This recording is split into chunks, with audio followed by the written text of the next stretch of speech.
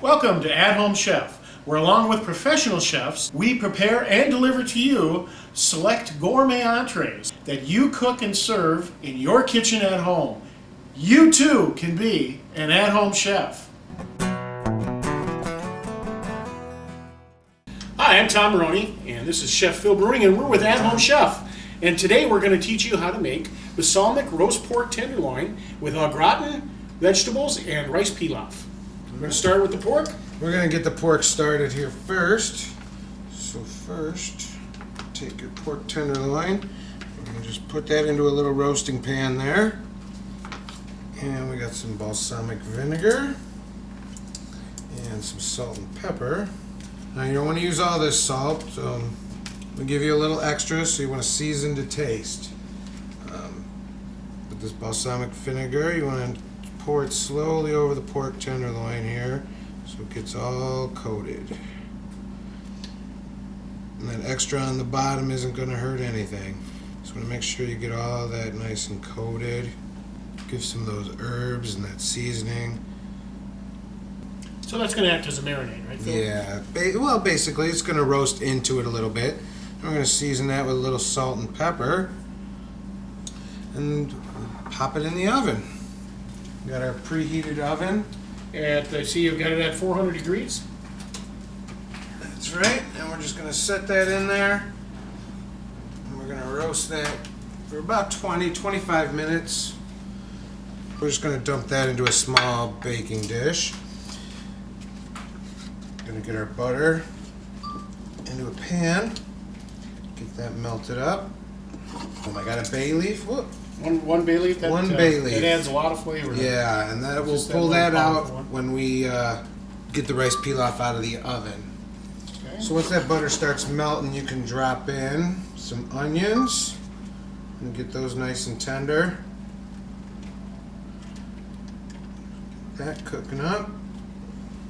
And we're just going to cook those just a minute or two on this medium heat. Got our bay leaf, and now we're just going to add our peas in there too. A few peas.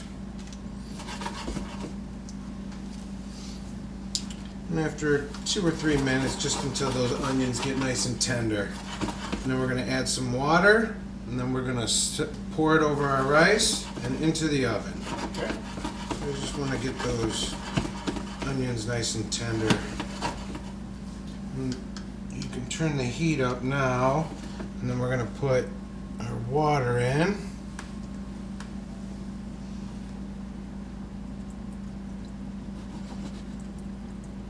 About a half a cup? About a half cup, yeah. I'm going to go for rice pilaf at 2 to 1 and water to rice. Okay. So, and we're just going to let that come up to a boil. And then we're going to pour it over our rice and into the oven. So butter, onions, peas, water, over the rice. Out of the box and then into the box real quick. We've got our salt and pepper. We're just going to season it up a little bit here. A little salt and pepper. You don't use it all. You just use season to taste. We give you season to taste, a mix of salt and pepper. So, and then when that rice pilaf comes out of the oven, we're going to top it with some pine nuts. Give it that nice crunch, that nice nutty flavor. So we're just nice and hot. You can see that steam coming off there. You know, it's nice. Those onions are nice and tenderized. Mm-hmm. So you just bring it up to the boil, and you're going to bring it up to the boil, and then we're just going to pour it over our rice in there. We're going to cover it up. Cover it up. Pretty tight because we want that. That'll steam in that dish then, Phil. Yep, and all that water will get absorbed. Slide her into the oven about 20 minutes or so. I'm going to spray a little baking dish. Just any commercial non-stick Yeah, spray. just non-stick spray is perfect for that. And it's for our vegetables. So we're going to get our first butter in there. We're going to make a little roux for the vegetable au gratin, some cheesy vegetables today. So we'll get that butter melted up. We got some flour. If you've never made a roux before, it's just a thickener for sauces. Mm-hmm. So And you don't want to use a lot of flour. You just want to use just No, just you a want to touch. use, And slowly blend it in there. yeah, about half and half really on flour. 50-50 on flour and the butter. But it depends. If you want it a little thicker, you can go a little thicker. I see. So just once that butter's melted, just slowly add it in there and just keep whisking it in, you know. You don't want lumps in there. We're not looking for grandma's gravy, are we, Tom? Nope. Get that flour all incorporated in there. You got the start of a nice thick sauce. Oh, that looks Now, pretty remind good. folks, it does come with a lot more flour than you probably will need. But just in case, if you need it a little, like it a little thicker, you can do it and add more if you like. You can make it as thick or as thin, you know, if you want them a little thinner, that's fine. Yep. You can always add a little more milk if it gets too thick for you at the end. But we used almost all that flour, so now we're going to add some milk. Just slowly incorporate that in there. Keep on whisking. Yeah, you just want it all to get mixed in. You don't want to just cool it off instantly either with that milk. So we'll get it. We're going to add a little nutmeg to this. Gives those vegetables nutmeg. a wonderful flavor. I'm just going to put a little sprinkle in there. And if you want more, we got plenty in here. You don't need to use it all.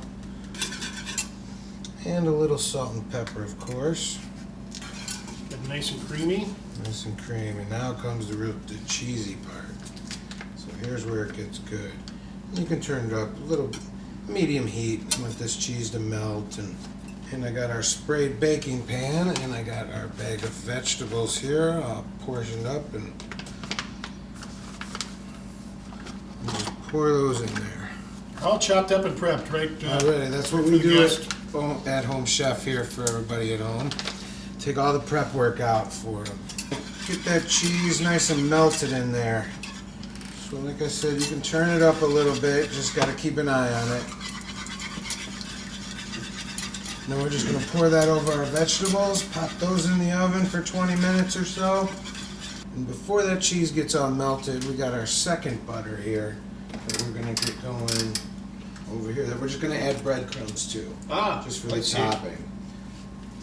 So for these vegetables au gratin, we're not going to do cheese on the top. We're going to do a breadcrumb crust on top. So we'll just melt a little bit of butter. And we'll add our breadcrumbs to that here in a minute. As soon as it gets melted, now that sauce is getting nice and creamy, nice and smooth. Turn the heat off on that because that cheese is all melted.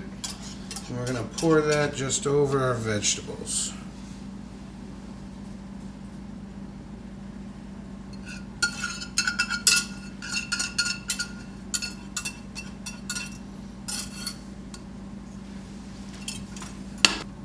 Our butter's all melted there. We're just going to add our breadcrumbs. Our breadcrumb mixture has a little bit of cheese in there, just to some Parmesan cheese in there. So it's all mixed up and ready for you already. We're going to set that on top of those veggies. Pop it in the oven, uncovered. Just spread those out. And pop those into the oven.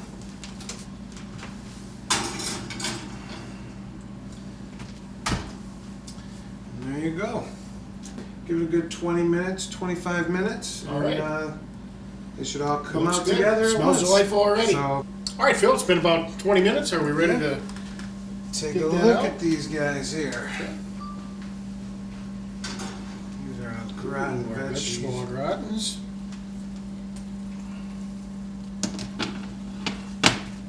That nice brown breadcrumb mixture on there. Oh, Our pork tenderloin is done.